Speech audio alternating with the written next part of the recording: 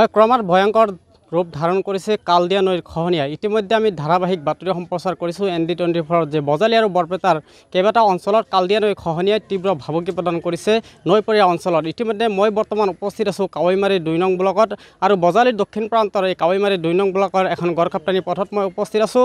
নলিগাঁও college চাৰিআলি বালাপাৰা সংযোগী এইখন গড়কাপ্তানি পথৰ দুৰৱস্থা আজি আমি দেখুৱাম। কালদিয়া নৈৰ খহনীয়াই ইতিমধ্যে পথখনৰ যি বিধ্বস্ত অৱস্থা কৰিছে, এফালৰ পৰা খহা ইতিমধ্যে তহিলং কৰা পৰিলক্ষিত হৈছে। এই পথছোৱাৰে কেইবাদিন ধৰি যাতায়াত ব্যাহত হৈ পৰিছে। এনেধৰণৰ কালদিয়া নৈৰ যি খহনীয়াৰ ফলত পথছোৱা কেনেদৰে উটুৱাই লৈ গৈছে, নদীত যা গৈছে আমি দেখুৱাইছোঁ। এয়া যিখন এখন গড়কাপ্তানি অতিকৈ ব্যস্ত আৰু গুৰুত্বপূৰ্ণ পথ। পথছোৱাৰে প্ৰতিদিনে যিহেতু পথচাৰী এই পথছোৱাৰে যাতায়াত অব্যাহত ৰাখিছে, কিন্তু বালাপাৰা বজাৰলৈ যাবলৈ বৰ্তমান এই পথছোৱা ব্যাহত হৈ পৰিছে। কালদিয়া নৈৰ কাষেৰে যোৱা এই পথছোৱা বৰ্তমান যাতায়াত ব্যাহত হৈ পৰিছে। কোনোমতে দুচকীয়া বাহন আৰু পথচাৰীয়ে যাতায়াত অব্যাহত ৰাখিছে, যদি চাৰিচকীয়া বাহনসমূহ যাতায়াত বৰ্তমান বন্ধ হৈ পৰিছে। আমাৰ সৈতে কিছু স্থানীয় লোক আছে। দাদা, কেতিয়াৰ পৰা এনেধৰণে খহি আছে, পথটো কেতিয়া এনেদৰে উটুৱাই লৈ গ'ল গ'ল? চাওক, ইমান দিন কিবা কৰি আপোনাৰ এইফালে মাটি ফেলে অলপ যাতায়াতটো চলাচল আছিল, কিন্তু কালিৰ পৰা আমাৰ এই দুৰ্ভাগ্যজনক, কালিৰ পৰা আমাৰ এইফালে ধৰক এইটো বালাপাৰাৰ পৰা পাঠশালাৰ পৰা বনগাঁৱৰ পৰা একদম বৰপেটা চিধা ৰাস্তা, এইটো ৰাস্তা দি সম্পূৰ্ণ মানুহ যাতায়াত কৰে। আৰু দুৰ্ভাগ্যজনক এইযোৰ আমাৰ কালদিয়া নদীৰ গৰাখহনীয়াই যিটো কাল ৰূপ ধাৰণ কৰিছে, এই কথাটো দুখজনক।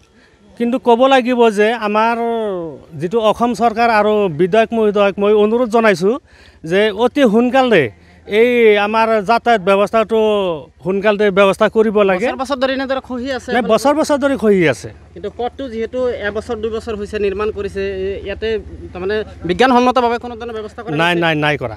সেইকাৰণে আজি খহিব, সেইকাৰণে খহিব লগা হৈছে। হয়, এটা গুৰুত্বপূৰ্ণ কথা যে এই পথটো যিহেতু এবছৰ 2 বছৰ পূৰ্বে যিহেতু পকীকৰণ কৰা হৈছিল, কিন্তু পথটোৰ যি নদীৰ কাষত থকা এই পথটোৰ কোনো ধৰণৰ বিজ্ঞানসন্মত ব্যৱস্থা গ্ৰহণ নকৰাত আজি খহনীয়াৰ ফলত এনেদৰে খহি যাই গৈছে।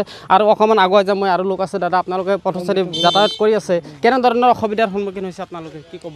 অসুবিধা মানে আমাৰ ভাল ধৰণে অসুবিধা হৈছে। গাড়ী মটৰ এইফালে যি ৰাস্তা, তাৰমানে আমাৰ কালদিয়া নদীৰ সিফালেও ৰাস্তা আছে, সেইটো ৰাস্তাৰ মাজত ভাঙা আছে, আৰু ইফালে এইটো ৰাস্তা ভাঙা আছে। তাৰমানে মানুহ গাড়ী চাড়ী যাব পৰা নাই আৰু যথেষ্ট অসুবিধা, ভালে মানে অসুবিধা হৈছে। কি ক'ব চৰকাৰ কাৰণে? আমাৰ তাৰমানে অতি সোনকালে মানে ৰাস্তাখিনি আমাৰ ভাল কৰি দিব লাগে। এনেকুৱা ভাঙিল কেতিয়া ৰাস্তাটো? ভাঙিছে মানে বানপানী গৰাখহনীয়া ভাঙিছে, এইটো 2-3 দিন হ'ল। 2-3 দিন হ'ল। হয়, এইদৰে যিহেতু 2-3 দিন ধৰি এই পথটো যাতায়াত ব্যাহত হোৱাৰ ফলত এনেদৰে যিহেতু নদীত যা গৈছে, পথৰ অধিকাংশ নদীত যা যোৱাৰ ফলত এই পথটোৰে কিন্তু এতিয়া বৰ্তমান চাৰিচকীয়া বাহনসমূহ যাতায়াত ব্যাহত হৈছে। ই ৰিক্সাসমূহ কোনোমতে যিহেতু বিপদসংকুলভাৱে যাতায়াত কৰিছে, দুচকীয়া বাহন মটৰচাইকেল চলিব পাৰিছে, কিন্তু ৰাইজৰ যথেষ্ট অসুবিধা হৈছে। কিন্তু অতিকৈ গুৰুত্বপূৰ্ণ ব্যস্ত পথ, প্ৰতিদিনে যিহেতু যাতায়াত অব্যাহত ৰাখিব লগা হয় পথচাৰীয়ে, তেওঁলোকে বৰ্তমান এই চৰকাৰ প্ৰশাসন তথা জনপ্ৰতিনিধিসকলক আহ্বান জনাইছে যাতে অতি সোনকালে এই পথটো মেৰামতি কৰে আৰু খহনীয়া প্ৰতিৰোধৰ বাবে বিজ্ঞানসন্মত ব্যৱস্থা গ্ৰহণ কৰে।